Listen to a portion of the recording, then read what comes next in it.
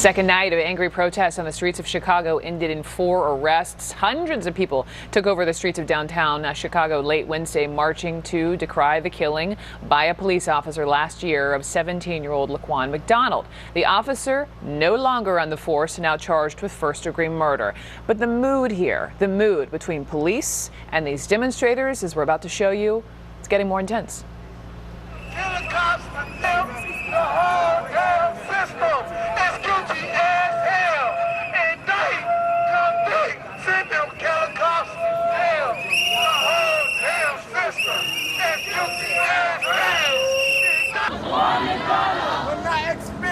Will not experience a good family meal tomorrow. A good family meal tomorrow. Is that right?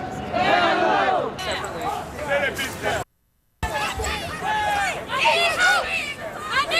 How? You tell us to go to school in the morning, but you're the person pulling the trigger on us. You're killing us. And it's time you need to hear this. It's time you need to hear this. This is the only way we can get y'all attention.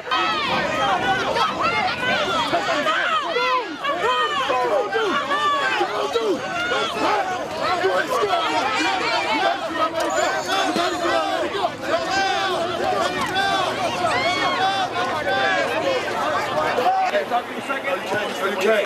Excuse me, can you put the camera on me? Yes, I do have an ID. Yeah, let's get those guys around. Hey, don't run. Man, seriously? Get it around.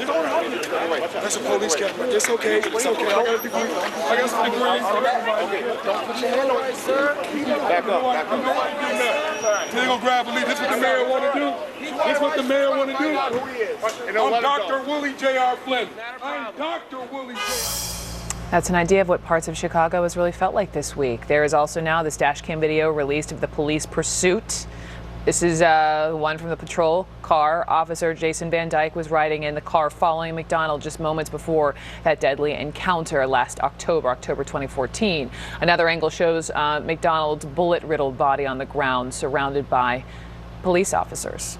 Officer Van Dyke is being held without bond, and these protests could only be the beginning. CNN's Rosa Flores is live in Chicago, right along the main drag, Michigan Avenue there. Quiet right now, it looks like, but I know President Obama, he said he was grateful to the people for keeping protests peaceful. Is that still the case? He probably said it best, Brooke.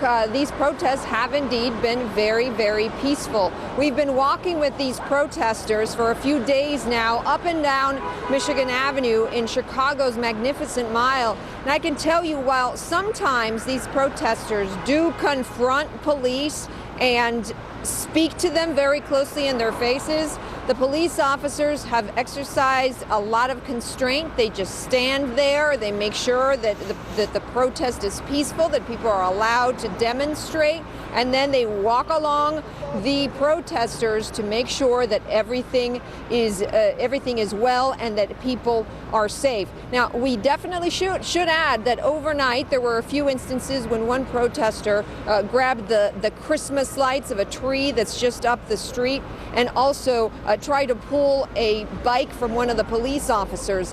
Other than that, that's the only instances that we've seen of any sort of tussle with either property or with police property. But tomorrow is Black Friday, and you know that there are hundreds of stores here in the Magnificent Mile, and thousands upon thousands of shoppers are expected to descend on this area to shop. Now, Brooke, I've talked to a lot of these activists. They want to have an economic impact post the Laquan McDonald release of that video, and so that's why they want to protest here again tomorrow. Brooke? Rosa Flores in Chicago, thank you so much. We'll talk again next. I'm the leading state sponsor of terrorism.